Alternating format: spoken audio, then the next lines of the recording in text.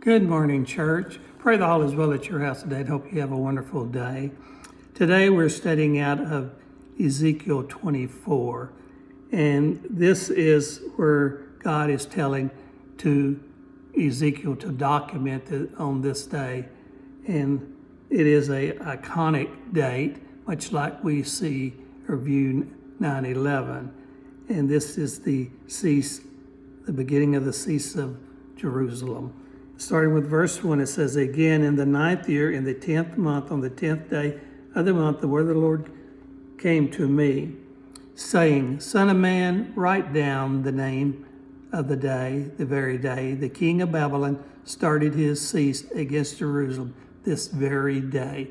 So the Lord wanted this documented on this particular day, such that all would remember this is his final judgment upon the house of Judah. And we see that they started out in 605 BC when the Babylonians came in first time that they attacked Jerusalem. And God sent Ezekiel, and in fact Jeremiah, and warned them to warn the people, and they did. And they came back in 597 BC, and still the people rebelled. And then this time it happens to be about the latter part of 588 BC to the early part of 587 BC. And if we looked at Jeremiah 39 and Jeremiah 52, we'd see that this siege lasted for about 18 months. So the Babylonians surrounded Jerusalem and put up a siege wall against it and cut off their food supply. And they lasted about 18 months before the Babylonians penetrated the wall. And in verse 3, it starts talking. God tells Ezekiel to utter a parable, and this is the parable of the cooking pot, and it symbolizes Jerusalem and the people in it, and it tells Ezekiel to put meat in it. Again, he says, utter a parable.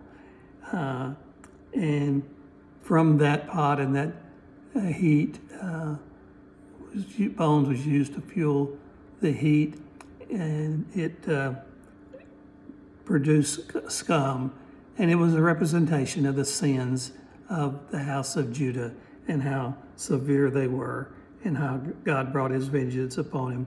And then the last part of this chapter is a sad part for Ezekiel, because the prophet's wife dies. And in verse 15, it says, "Also the word of the Lord came to me, saying, Son of man, behold, I take away from you the desire of your eyes with one stroke. Yet you shall neither mourn nor weep, nor shall your tears run down. Sigh in silence." So he was not supposed to weep or show any sorrow to the public. He would have to do it in silence. And this was to represent how should respond to the judgment upon the people of Jerusalem and Israel. And it says, "So I spoke to the people in the morning, and at evening my wife died, and the next morning I did as I was commanded." So that's the example that God gave him to witness to the people, and that we should not feel sorry for them. I hope you enjoy reading God's Word today, and may you be blessed. Ezekiel 24.